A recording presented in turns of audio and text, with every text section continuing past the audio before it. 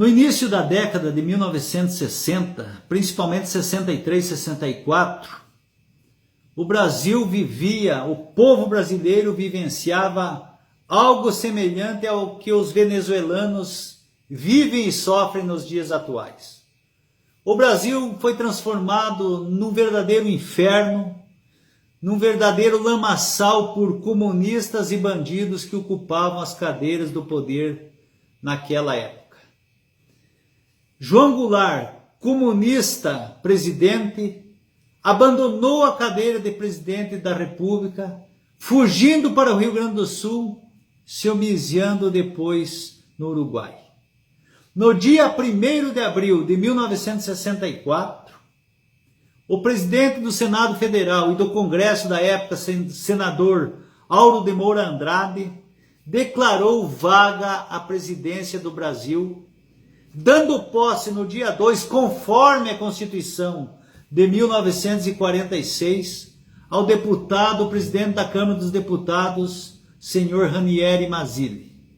Passaram-se alguns dias e o Congresso Nacional, os representantes do povo, através do voto, elegeram presidente do Brasil, o senhor Humberto de Alencar Castelo Branco, o qual tomou posse como presidente no dia 15 de abril daquele ano.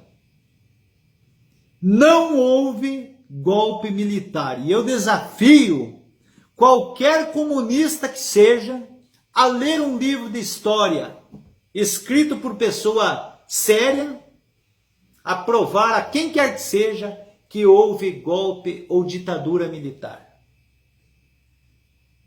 Posteriormente à posse de Humberto de Alencar Castelo Branco, nenhum presidente militar repetiu o mandato. Todos saíram depois de 4 anos no poder, escolhidos seus sucessores pelo Congresso Nacional, pelos representantes do povo da época, através do voto.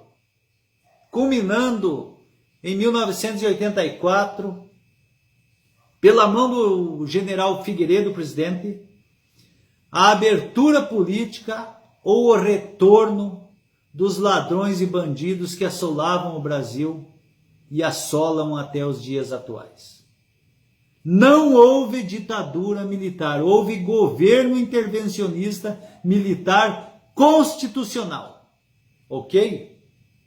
E o maior mal que os militares fizeram na época foi de não ter emparedado e fuzilado sumariamente vagabundos e bandidos comunistas do tipo Zé Dirceu, José Genuíno, Dilma Rousseff, o sequestrador Franklin Martins, Leonel Brizola, Fernando Henrique Cardoso, ok?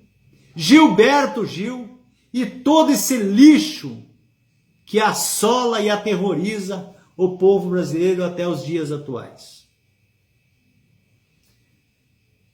Os militares salvaram o Brasil em 1964 e nós haveremos de comemorar agora, no dia 29, data escolhida pelo Palácio do Planalto, para juntos com as Forças Armadas, com o povo de bem do Brasil, lembrar desse feito histórico, do resgate do Brasil e da derrocada dos comunistas.